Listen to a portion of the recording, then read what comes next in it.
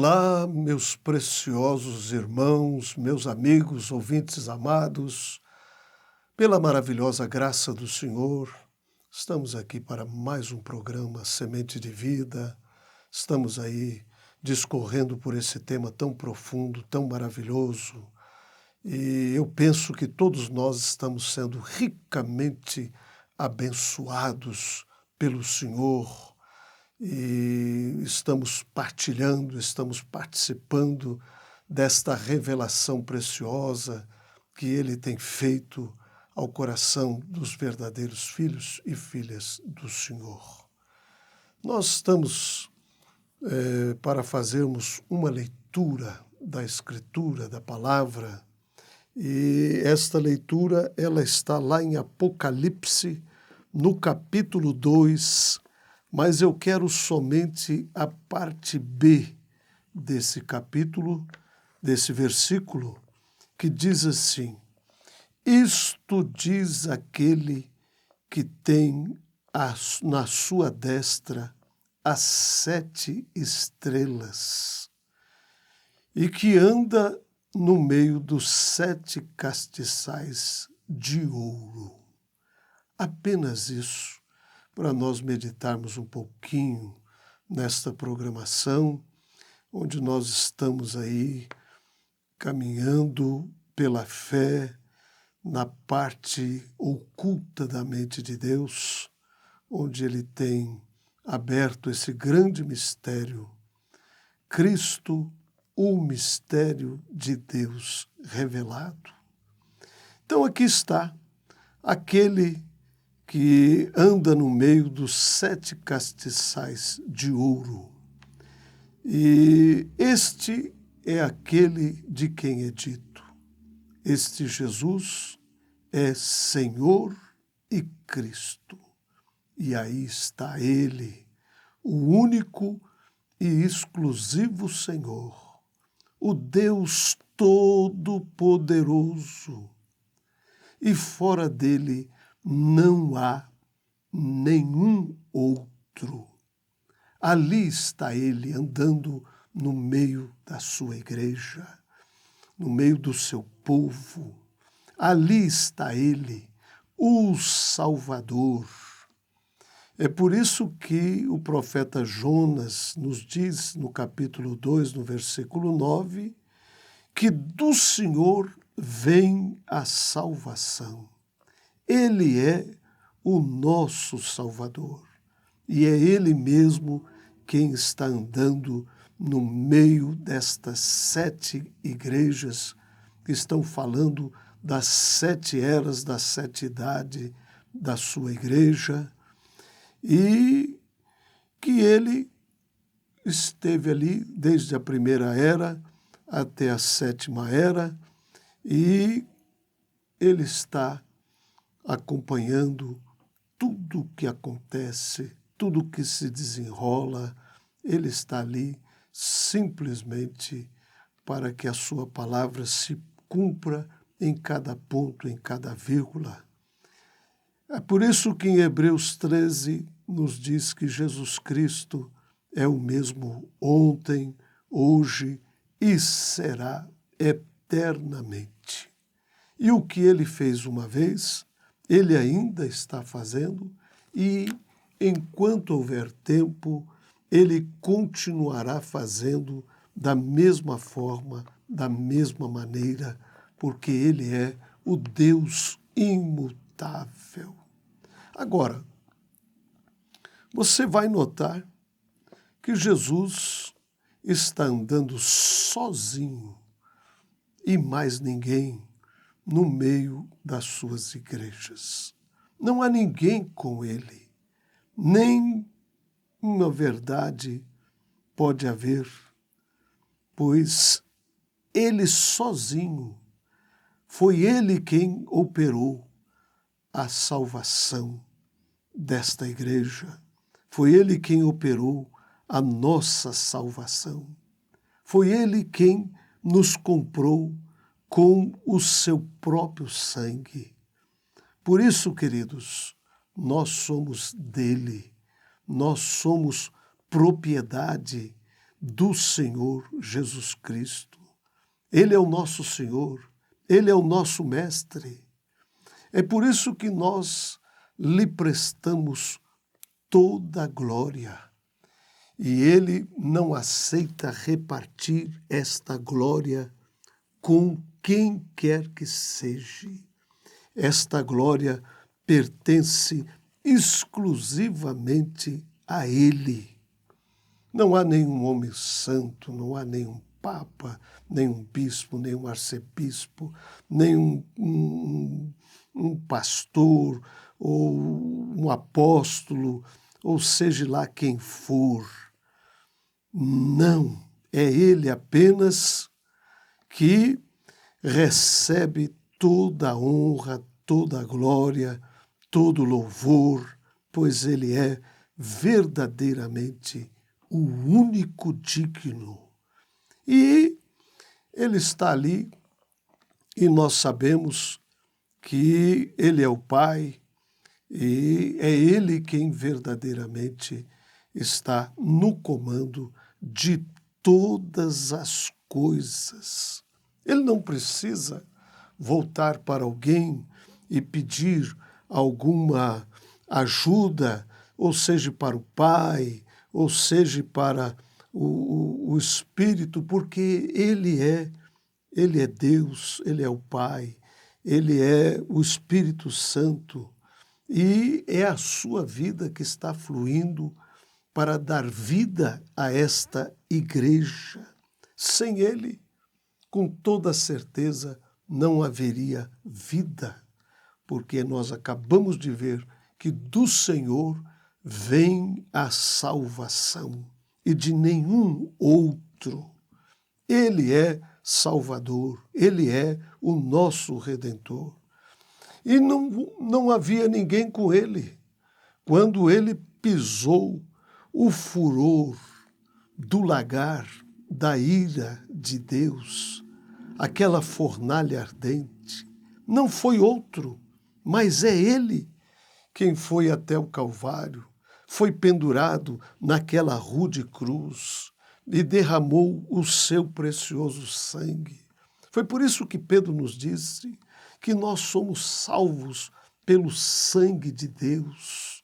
Aquele sangue santo foi derramado para nos redimir, foi derramado para nos trazer de volta a Deus. Ele é o autor e o consumador da nossa fé.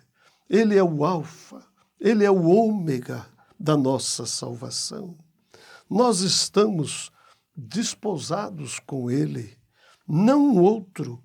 Nós não pertencemos à igreja, nós pertencemos a Ele, nós pertencemos à Sua palavra. Não é nenhum credo, não é nenhum dogma, nenhum estatuto, nenhuma constituição de alguma igreja. É o Senhor, nosso Deus. É Ele, sozinho, Jesus, que está andando no meio da igreja. É Deus operando o seu querer, o seu efetuar, a sua vontade. Nunca se esqueça disso, meu amigo, meu precioso irmão e ouvinte. Você tem somente um vínculo com Deus e Deus tem somente um vínculo com você. E este é Jesus. Jesus sozinho, o grande conquistador, o general 5 estrelas, que nunca perdeu uma batalha, o grande vencedor. É Ele quem tem vencido por nós. Foi Ele quem pelejou a mais dura batalha para nos conceder a vitória em todos os sentidos. Foi por isso que Paulo nos disse que em Cristo Jesus nós somos mais do que vencedores. É somente nele é que nós verdadeiramente somos vencedores em todos os sentidos. E ali está estas 7 estrelas está na sua destra, e nós sabemos que essa destra significa o seu braço de poder, a sua autoridade. E no Salmo 44, no verso 33, e aqui está, que eles não conquistaram a terra pela sua espada, nem o seu braço os salvou, mas a tua destra e o teu braço e a luz da tua face, porquanto agradastes, não da destra de poder, mas ali estão as 7 estrelas que, segundo Apocalipse, no capítulo 1, no verso 20, estão falando daqueles 7 mensageiros que foram enviados às 7 igrejas. Isto significa que a própria autoridade de Deus está por detrás de cada um destes 7 mensageiros que foram enviados para as 7 igrejas, e dali então está o poder do Espírito Santo, a palavra do Senhor, vindo para estabelecer o seu povo, a sua igreja. Por isso é que a Bíblia diz que eles são estrelas, porque eles vêm para refletirem a luz do Senhor. Eles não têm luz própria, eles estão refletindo a luz do Senhor. Eles não têm fogo próprio, mas estes homens, nas mãos do Senhor, são verdadeiras labaredas de fogo, faísca. É por isso que em Isaías 50:11 nos diz que é noite, que é a noite quando as estrelas saem, e é a noite da escuridão do pecado. Estamos vivendo esta hora de trevas, mas nós temos uma promessa, que no entardecer haveria luz. A luz do Senhor está resplandecendo nesta 7ª era da igreja, através do 7º anjo, 7º mensageiro, que foi enviado para esta igreja, para exatamente abrir os olhos desta igreja, através da revelação da sua preciosa palavra. Estes 7 mensageiros estão ali com uma única incumbência, de tornar Deus conhecido às pessoas. Se alguém receber, recebe aquele que os enviou. Em São João, no capítulo 13, no verso 20, eles falham em agir sobre a autoridade. Eles falam e agem sobre a autoridade dele. É ele quem está por detrás, com todo o seu poder divino. Mateus 28, 18, 20. E chegando Jesus, ele disse: é-me dado todo o poder nos céus e na terra. Toda a autoridade estava em suas mãos. Foi por isso que ele ordenou aos seus discípulos: ide a todas as nações, ensinando-as e batizando-as em nome. Veja, querido, isso está no singular. Em nome do Pai, do Filho, do Espírito Santo. Veja só que coisa, ensinando-os a guardar todas as coisas que eu vos tenho mandado. Eis que estou convosco todos os dias, até a consumação dos séculos, até a consumação das eras. Portanto, aí estão estes 7 mensageiros, cheios do precioso Espírito Santo de Deus, com o fogo de Deus, pregando a palavra da verdade, estabelecendo um povo, preparando em cada era um povo para compor este corpo místico, o corpo de nosso Senhor Jesus Cristo, o corpo que vai ser arrebatado qualquer hora destas, qualquer dia desses. Lá em Apocalipse, no capítulo 15, no verso 3, diz: e cantavam o cântico de Moisés, servo de Deus, e o cântico do Cordeiro, dizendo: grandes e maravilhosas são as tuas obras, Senhor Deus Todo-Poderoso. Justos e verdadeiros são os teus caminhos, ó Rei dos Santos. Você pode ver isto? O Cordeiro, o sumo sacerdote, ali com sangue nas suas mãos, como expiação, no propiciatório, fazendo intercessão pelos nossos pecados. É o Senhor nosso Deus Todo-Poderoso. Este é o seu atual ofício hoje. É isto que ele está fazendo agora. Ele está apresentando o seu sangue em nossa defesa, está parando na brecha ao nosso favor, pelos nossos pecados. Mas nós sabemos que um dia esse Cordeiro vai deixar a intercessão. Nós sabemos que um dia não haverá mais sangue no propiciatório, porque o propiciatório será lavado. E então ele retorna novamente, mas agora como o leão da tribo de Judá, para reclamar toda a sua herdade.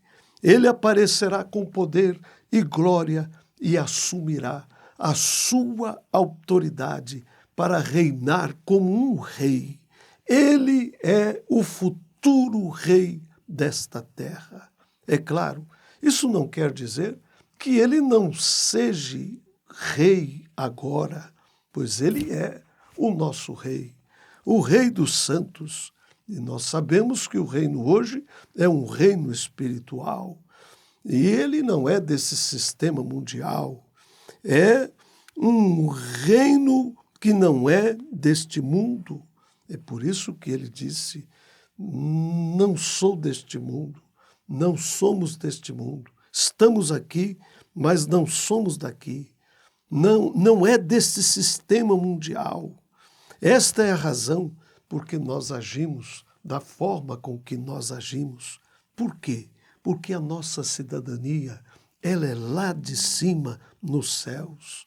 Nós estamos refletindo, não estamos refletindo o espírito deste mundo, mas sim o espírito do nosso renascimento, aonde Jesus é o Rei. O nosso domínio é o domínio sobre o pecado, e cada reino na terra vai ser destruído, mas o nosso permanecerá. Portanto, queridos, nós estamos desfrutando desse tempo maravilhoso, olhando essas escrituras através da revelação do 7º anjo de Apocalipse 10:7, temos podido ver o mover do Espírito no coração de todos os verdadeiros filhos eleitos. Agora, nós temos falado acerca destes atributos, nós temos falado acerca destes ofícios, dessas manifestações, deste único e verdadeiro Deus. Estamos contemplando toda a sua glória neste estudo totalmente escriturístico, mas ele não é conhecido de uma maneira intelectual, ele é conhecido de uma maneira espiritual, ou seja, é por uma revelação espiritual. Este mesmo ser que foi conhecido como Jesus, segundo a carne, nós sabemos que ele voltou novamente para a coluna de fogo, mas ele prometeu que não nos deixaria órfãos, que não nos abandonaria, mas que ele retornaria para estar conosco. E mesmo em nós, ele nos prometeu nos encher com o seu precioso Espírito Santo, ou seja, ele prometeu encher-nos com ele mesmo. Ele mesmo veio para nos encher, quando ele derramou o seu precioso Espírito Santo ali no dia de Pentecoste. Veja, aquela coluna de fogo desceu e separou-se em línguas de fogo sobre cada uma daquelas pessoas que estavam naquele lugar. O que é que Deus estava fazendo? Ele estava separando-se na sua igreja. Ele estava dando a todos aqueles homens e mulheres uma parte de si mesmo.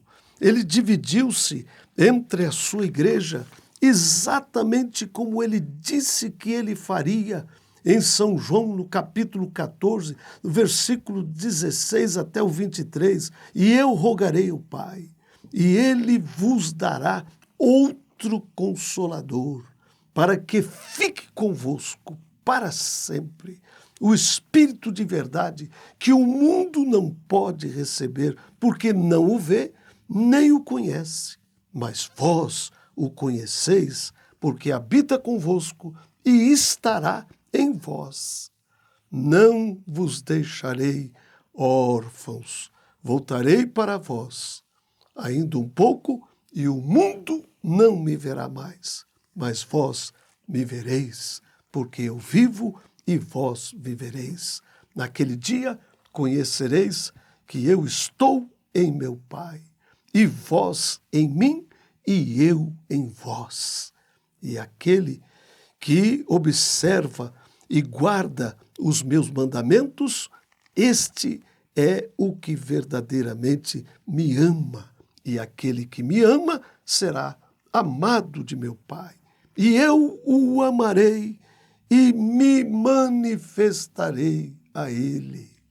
Isso me fez lembrar de Filipe, quando Jesus estava conversando e ele disse assim: olha, mostra-nos o Pai e isto nos bastará.